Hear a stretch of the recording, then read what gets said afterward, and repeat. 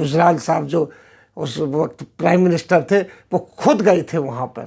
So that's the I arrangement. provide shelter here. I provide food I for these understand. guys, not you. I understand. हमारे prime minister को तो फुर्सत ही नहीं यहाँ पर अपनी तारीफ करने के लिए और ये बताने के लिए कि पुरानी सरकारों ने कुछ नहीं किया, हम बहुत कुछ कर रहे हैं। दोस्तों आदाब अर्ज़ है, मैं नीस अहमद खान हिंद वॉइस से आपसे मुखातिब हूँ।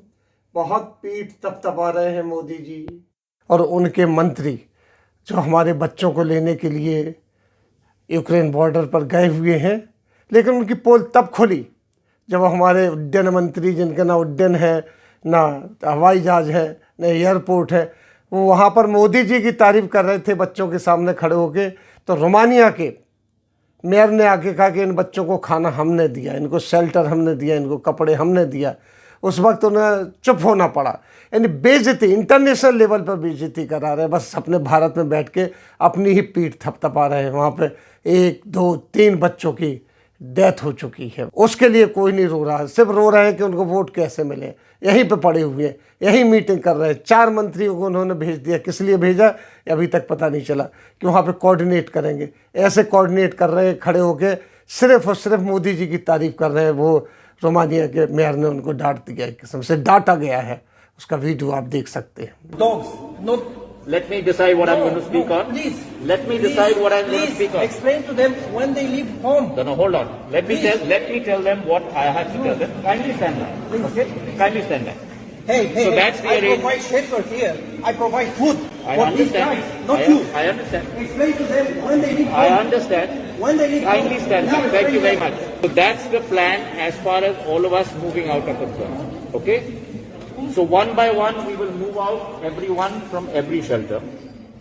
Also let me place on record just now my thanks. ये हालत है हमारे देश की। बच्चे वहाँ फंसे हुए, वहाँ रो रहे हैं, यहाँ पीठ थपथपाई जा रही है कि हम ऐसा कर रहे हैं।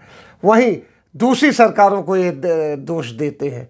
तो यहाँ पर दूसरी सरकारों ने, उनके पहले वाली सरकारों ने 1-1 लाख वहाँ पर फंसे हुए, कुवैत में दूसरी जगह फंसे हुए भारतीयों को 1-2 दिन के अंदर ही बाहर वहाँ से निकाल के अपने देश से ले आए थे, पूरी इज्जत के साथ लेके आए थे।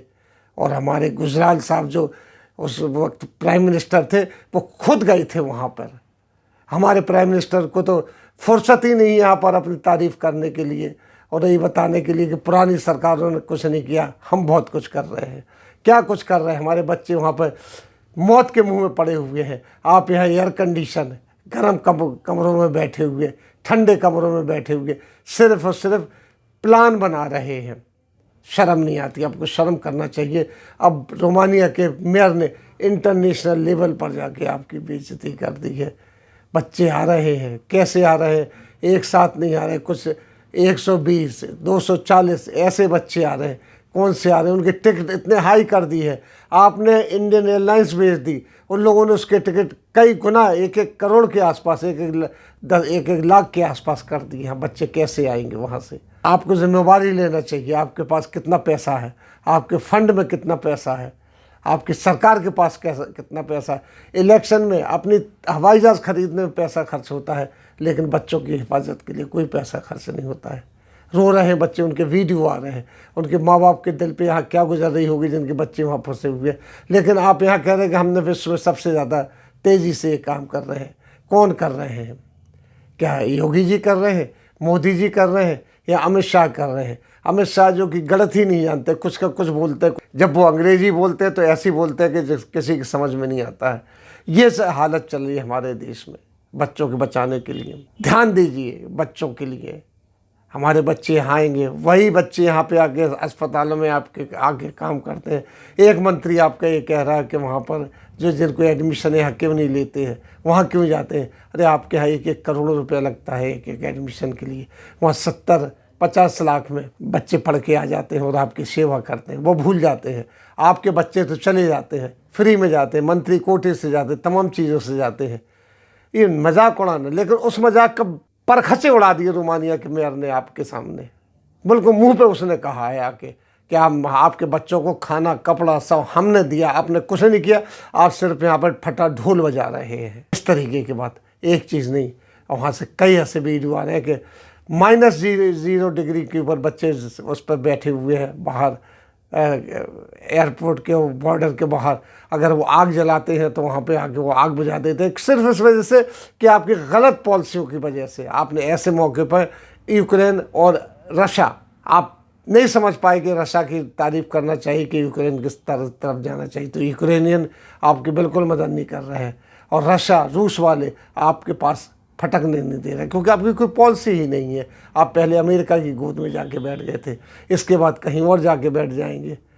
अब रूस पे चूंकि आपका खरबों रुपए का पैसा फंसा हुआ है, तो आपने उस वक्त नहीं सोचा था जब अमेरिका की गोद में जाके बैठ रहे थे। आखिरी टाइम पे आपने सोचा। यूक्रेन की लड़ाई एक दिन में शुरू नहीं हुई है, काफ़ी दिनों से चल रहा था। इसके बीच में तमाम मुल्कों के लोगों ने अपने बच्चों को अपने पास बुला लिया, लेकिन आप सिर्फ उनसे कोई इंस्ट्रक्शन दे रहे थे, आ जाइए, चले जाइए, अपने किसी न किसी तरीके से बॉर्डर तक आ जाइए। कैसे आए? और आपके वहाँ पे एम्बेसी के लोग उनके टेलीफोन नहीं उठा रहे थे, मस्ती कर रहे थे, जिस तरीके से होता मैंने खुद देखा एम्बेसीज में क्या हालत होती है।